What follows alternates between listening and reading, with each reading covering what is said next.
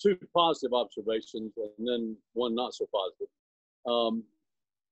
I'll give you my experience in the church in Venezuela. The bishop there just contacted me recently and said that during the shutdown, the pandemic, they've been doing nightly worship, leading churches in that nightly worship.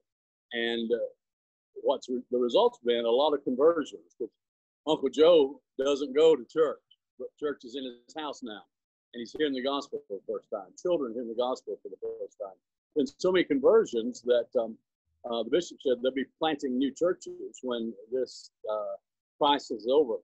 Another example of that is the pastors have been going up on the rooftops in Venezuela, preaching in the evenings.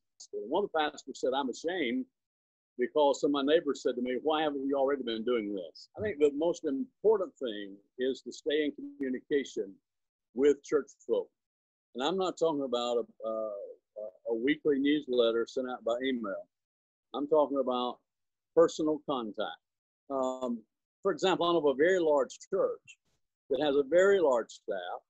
And my suggestion to a staff member was, if I was senior minister now, I would assign X number of families to every staff member every week to call them just to talk to them. And that was not very well received.